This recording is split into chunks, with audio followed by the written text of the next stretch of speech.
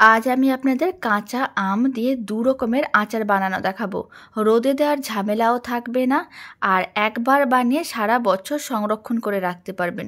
দারুণ স্বাদের এই দুই ধরনের আচারের রেসিপিটা শেষ পর্যন্ত দেখার জন্য আপনাদের কাছে অনুরোধ রইল।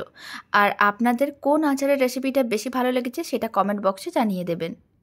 প্রথমে একটা বড় সাইজের পাত্র নিয়েছি, তার মধ্যে আমি বেশ কয়েকটা কাঁচা আম নিয়েছি। আমগুলোকে প্রথমেই কিন্তু ভালো করে জল দিয়ে ধুয়ে নিতে হবে। তারপরে একটা করে আম নিতে হবে, অল্প করে পেছনের অংশটা কেটে বাদ দিয়ে তারপরে কিন্তু আমের খোসাটা ছাড়িয়ে নিতে হবে। এখানে আমি প্রায় 700 গ্রাম আম দিয়ে আচারটা বানাচ্ছি। আমের পরিমাণটা আপনারা চাইলে কম বা বেশি করতে পারেন। ভালো করে আমের খোসাটা ঠিক এইভাবেই কিন্তু ছাড়িয়ে নিতে হবে। আর একইভাবে সমস্ত আমের খোসাগুলোকে ছাড়িয়ে তারপরে দেখাচ্ছি। সমস্ত আমের খোসাগুলো পরিষ্কার করে নেওয়ার পরে এরকম একটা গ্রেটার নিয়েছি। গ্রেটারের সাহায্যে আমগুলোকে নিতে হবে আর এরকমই গ্রেট করতে হবে। আঁটিটা বাদ দিয়ে পুরো আমটাকেই গ্রেট করতে হবে। আপনারা চাইলে বড় গ্রেটার থাকলে বড় গ্রেটারেও করতে পারেন, আর আমি এখানে মিডিয়াম সাইজের গ্রেটার দিয়ে গ্রেট করে নিয়েছি। সমস্ত আমগুলোকে গ্রেটারে গ্রেট করে নিয়েছিলাম আর আঁটিগুলোকে এক সাইডে রেখে দিচ্ছি। আঁটিগুলোকে ফেলে দিতে হবে। আর গ্রেট করা আমগুলোকে মিক্সিং বোলের মধ্যে নিয়ে নিতে হবে। এবার একটা মিক্সির জার নিয়েছি, তার মধ্যে আমি 250 গ্রামের মতন চিনি নিলাম। এবার ঢাকনাটা বন্ধ করে চিনিগুলোকে ভালো করে গুঁড়ো করতে হবে। আমের টক অনুযায়ী চিনির পরিমাণটা কম বেশি করতে হবে। এবার আপনারা চাইলে চিনির পরিমাণটা বেশিও দিতে পারেন, কমও দিতে পারেন। এখানে আমি যে 250 গ্রাম চিনিগুলোকে গুঁড়ো করে নিয়েছিলাম, সেই সমস্ত চিনির গুঁড়োটা গ্রেট করা আমের মধ্যে দিয়ে দিচ্ছি। আর খুব ভালো করে একসঙ্গে মিশিয়ে নিতে হবে। এইভাবেই কিন্তু ভালো করে মিশিয়ে এক সাইডে রেখে দিতে হবে। এতে কি হবে, আমগুলোর থেকে জল বেরোনো শুরু করে দেবে। আলাদা করে কোনো রকম জল দেওয়া যাবে না, তাহলে কিন্তু আচার নষ্ট হয়ে যাবে। এবার আমি আচারের মশলা রেডি করব। তার জন্য 5-6টার মতন নিয়েছি শুকনো লঙ্কা, আর আমি দিয়ে দিলাম গোটা জিরে, গোটা ধনে, আর দিয়েছি মৌরি 5 ফোড়ন 1 চামচ করে। সমস্ত কিছু কড়াইতে নেওয়ার পরে শুকনো খোলায় ফ্লেমটা মিডিয়ামে রেখে এইভাবেই মশলাগুলোকে কিন্তু ভেজে নিতে হবে। প্রায় 2 মিনিটের মতন মশলাগুলোকে ভেজে নিয়েছিলাম, কালারটা চেঞ্জ হয়ে গেছে। এখন ঠান্ডা করে মশলাগুলোকে মিক্সির জারের মধ্যে নিয়ে ভালো করে গুঁড়ো করতে হবে। এদিকে আমি যে আমগুলোকে চিনির গুঁড়োর সঙ্গে ভালো করে মিশিয়ে রেখেছিলাম, তার মধ্যে দিলাম 1/2 চামচের মতন লবণ, আর আমি দিয়ে দিলাম 4 চামচের 3 ভাগের 1 ভাগ হলুদ গুঁড়ো, আর 1/2 চামচের মতন লঙ্কার গুঁড়ো দিয়েছি। আর আমি যে ভাজা মশলাটা রেডি করেছি, সেখান থেকে 2 চামচের মতন ভাজা মশলার গুঁড়ো দিয়ে দিলাম। সমস্ত কিছু একসঙ্গে ভালো করে মিশিয়ে নিতে হবে, যাতে খুব ভালো করে সমস্ত কিছু মিশে যায়। খুব ভালো করে মেশানো হয়ে গেছে। এবার মিশ্রণটাকে এক সাইডে রেখে দিতে হবে।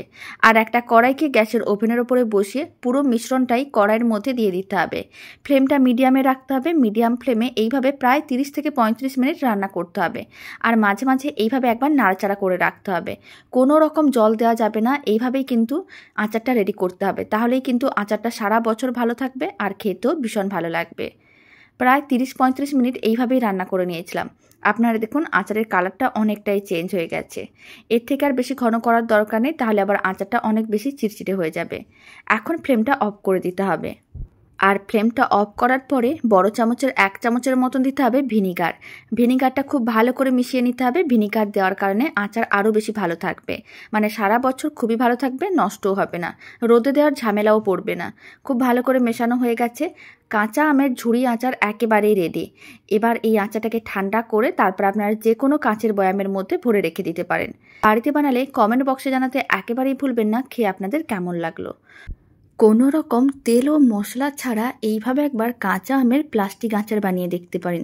একবার বানিয়ে সারা বছর সংরক্ষণ করে রাখা যাবে, আর খেতে তো ভীষণ ভালো হয়। বাড়িতে বানালেই বুঝতে পারবেন। তো চলুন বানানো শুরু করা যাক। প্রথমে এখানে আমি 700 গ্রামের মতন কাঁচা আম নিয়েছি। এখানে প্রায় 5টার মতন আম হয়েছে। এবার আমের পেছনের অংশটা অল্প করে কেটে বাদ দিতে হবে। তারপরে খোসাটা ভালো করে ছাড়িয়ে নিতে হবে। প্রত্যেকটা আমের একইভাবে অল্প করে অংশ কেটে বাদ দিয়ে খোসাটা ছাড়িয়ে ভালো করে আমগুলোকে ধুয়ে নিতে হবে। আমগুলোকে ভালো করে ধুয়ে নেওয়ার পরে এখন একটা করে আম নিয়ে নিতে হবে, আর হাফ করে কেটে নিতে হবে। মাঝখানে যে বীজটা আছে সেটাকে ঠিক এরকম করে বের করে নিতে হবে। তারপরে একটা করে এরকমই আধখানা আম নিতে হবে আর স্লাইস করে কেটে নিতে হবে। আপনাদের যদি মনে হয় আরও একটু পাতলা করে কাটতে চাইছেন তো আরও পাতলা করে কাটতে পারেন, আর না হলে এরকমই একটু মোটা করেও কাটতে পারেন। সমস্ত আমটাকে ঠিক এইভাবেই পাতলা স্লাইস করেই কাটতে হবে। একটা আম কাটা হয়ে গেছে। এখন বাকি সমস্ত আমগুলোকে একইভাবে কেটে নিতে হবে। সমস্ত আমগুলোকে একইভাবে স্লাইস করে কেটে নিয়েছিলাম। এবার এক সাইডে রেখে দিচ্ছি। একটা কড়াইকে গ্যাসের ওভেনের ওপরে বসিয়ে দিয়েছিলাম। কড়াইয়ের মধ্যে দিয়ে দিচ্ছি মেজারিং কাপের 2 কাপের মতন চিনি। এখানে প্রায় 500 গ্রামের মতন চিনি দিলাম। আর যতটা চিনি নিয়েছিলাম তার হাফ আমি জল দিয়ে দিলাম। এবার চিনিগুলো মেল্ট হওয়ার জন্য অপেক্ষা করতে হবে। 3টের মতন দিলাম এলাচ আর দিয়ে দিলাম 2টো তেজপাতা, হাফ করে ভেঙে দিয়ে দিলাম। চিনিগুলো যত মেল্ট হবে মিশ্রণটা কিন্তু আরও একটু বেড়ে যাবে, তাই ফ্লেমটা এই সময় মিডিয়ামেই রাখতে হবে। আর চিনিগুলো মেল্ট হওয়ার জন্য অপেক্ষা করতে হবে। এলাচ ও তেজপাতা দেওয়ার কারণে এই আচারের স্বাদ ও গন্ধ দুটোই খুবই ভালো আসে। আর এলাচগুলো দেওয়ার সময় হালকা করে একটু ভেঙে দিতে হবে, এতে সেন্টটা খুবই ভালো আসবে। যখনই চিনি শিরাটা ভালো করে ফুটে উঠবে তখনই সমস্ত আমগুলো দিয়ে দিতে হবে আর অল্প করে একটু লবণ দিতে হবে। খুব ভালো করে সমস্ত কিছু মিশিয়ে নিতে হবে। খুব ভালো করে মিশিয়ে এইভাবে 5 মিনিট প্রথমে হাই ফ্লেমে আমগুলোকে চিনি শিরার মধ্যে রান্না করতে হবে। তাহলে কি হবে, আমের কালারটা একটু চেঞ্জ হয়ে যাবে আর চিনি শিরার মধ্যে একটু সেদ্ধও হয়ে যাবে। এখন 5 মিনিট পরে দেখাচ্ছি, আমগুলো কিন্তু অনেকটাই সেদ্ধ হয়ে গিয়েছিল। এখন 1 চিমটির মতন হলুদ গুঁড়ো দিলাম। হলুদ গুঁড়োটা দিয়েছি শুধুমাত্র কালারের জন্য। এবার খুব ভালো করে মিশিয়ে নিতে হবে। তারপরে কিন্তু এইভাবে প্রায় 1 ঘন্টার মতন মিডিয়াম ফ্লেমে রান্না করতে হবে। তাহলেই এই আচারটা সারা বছর সংরক্ষণ করে রাখা যাবে আর খেতেও বেশ ভালো লাগবে। কোনো রকম টক ভাবও থাকবে না আর খেতে তো ভীষণ ভালো হয়। ছোট বড় যে কেউ খেতে পারবে।